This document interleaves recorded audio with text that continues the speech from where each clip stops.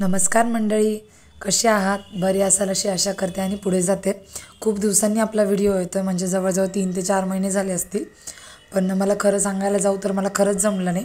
पण आता ठरवलं मी की रेग्युलर व्हिडिओ टाकणार. तर आज मी मस्त अशी चमचमीत रेस्टॉरंट स्टाईल सोयाबीनची भाजी बनवली आहे. चला तर सुरू करूया. कढई तापत ठेवली, त्यामध्ये 1 चमचा तेल घालायचं. थोडेसे खडे मसाले वापरलेत. एक तमालपत्र, थोडीशी दालचिनी आणि 1 लवंग वापरली, 1 मिरा आणि कांदा लसूण अशा पद्धतीने परतायला टाकलं आहे. त्यामध्ये 1 इंच अद्रक सोलून टाकलेलं आहे. हे छान आपल्याला परतून घ्यायचं आहे. हे थोडंसं परतलं की लगेच यामध्ये आपण 1 मोठा चिरलेला टोमॅटो घालून घेतला आहे. आता हे थोडंसं परतेपर्यंत आपण दुसऱ्या गॅसवरती ठेवून देऊ आणि या गॅसवरती आपण सोयाबीन गरम करून घेऊया. गरम म्हणजे तुम्ही त्याला उकळी आणू शकता किंवा जर पाणी कडक झालं असेल तर फक्त त्यात सोयाबीन सोडून गॅस बंद करू शकता. तर आता इथे पाणी अगदी कोमट झालेलं आहे.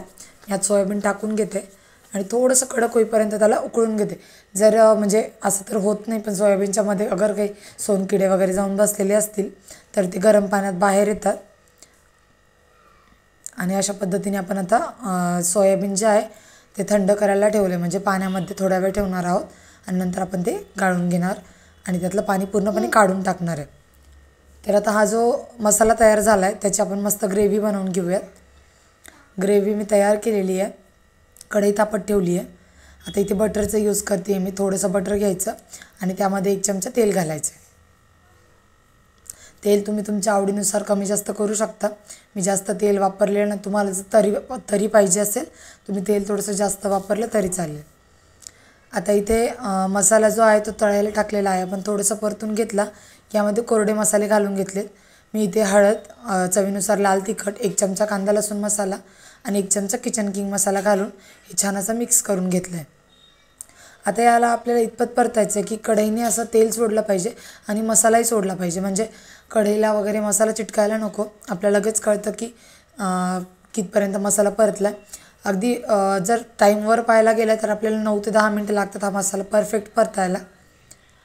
आता इथे अर्ध्यापैकी मसाला आपला परतला आहे. मी परत एकदा झाकण ठेवून परत एकदा परतून घेते आहे.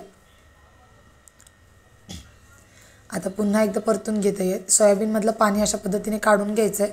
खूप जास्त प्रमाणात सोयाबीन पाणी ओढते. अशा पद्धतीने काढून घेतल्यानंतर तुम्ही जेव्हा सोयाबीन त्यात टाकता तर 2-2, 4-4 करून पुन्हा एकदा सोयाबीन पिळून घ्यायचे, जसे की पाहू शकता तुम्ही असं व्हिडिओमध्ये दाखवल्याप्रमाणे. आता मसालाही छान परतला आहे. सोयाबीन इथे टाकून घेऊयात आपण. पाहू शकता मी पिळून घेतले, त्याच्यानंतर एवढं सारं पाणी निघालं आहे त्यामध्ये. आणि आता सोयाबीन टाकले की छान असं परतून घ्यायचं. आधी मसाल्यामध्ये थोडा वेळ सोयाबीन मस्त परतून घ्यायचे, म्हणजे त्याचा जो मसाला आहे तो चांगला लागतो त्याला. यानंतर यामध्ये मीठ घालायचं आहे. मीठ घालायला विसरू नका. मीठ तुम्ही मसाल्यामध्ये घातलं तरी चालेल आणि सोयाबीनच्या पाण्यामध्ये जरी घातलं तरी चालेल. माझ्या लक्षात राहिलं नाही, पण जेव्हा तुम्ही सोयाबीन उकळून घेता पाण्यामध्ये तेव्हा थोडंसं मीठ घालायचं आहे. आणि आता इथे छान परतून घेतलं की ते आपण थोडंसं गरम पाणी घालणार आहात. मसाले थोडे 5 मिनिटभर परतून घेतलेले आहेत. आता इथे पाणी घालून घेऊयात आपण.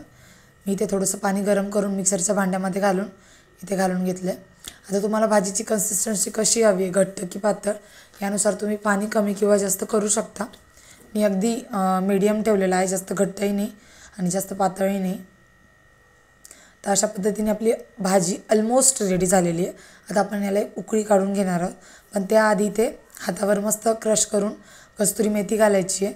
खूप सारी कोथिंबीर घालायची यामध्ये आणि झाकण ठेवून 5 ते 7 मिनिट बाजूला ठेवून, म्हणजे कमी गॅसवरती उकळू द्यायची भाजी. त्यानंतर आपण यामध्ये थोडंसं बटर पुन्हा एकदा घालणार आहोत, म्हणजे भाजी जी आहे ती अशी मस्त क्रीमी लागते. तर आता इथे झाकण ठेवून देते मी आणि आता 5 मिनिटानंतर झाकण काढून घेऊयात. पाहू शकता मस्त भाजीला अशी थोडीशी तरी आली आहे, पण भाजीला उकळी छान आली आहे आणि भाजी मस्त अशी तयार आहे. पाहू शकता तुम्ही भाजीची कन्सिस्टन्सी. अगदी पातळ नाही किंवा ग्रेव्ही आणि पाणी बाजूला झालेलं नाही आहे. अगदी छान अशी कन्सिस्टन्सी तयार झालेली आहे. मस्तपैकी आपली भाजी रेडी आहे.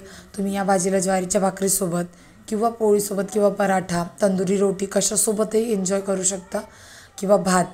मस्त लागते ही भाजी. आणि सोयाबीन तुम्हाला तर माहितीच आहे की किती आपल्यासाठी किती पौष्टिक असतात. तर मस्तपैकी आपली अशी भाजी जी आहे ती रेडी झालेली आहे. भेटूया अशाच नेक्स्ट रेसिपीमध्ये. तोपर्यंत बाय.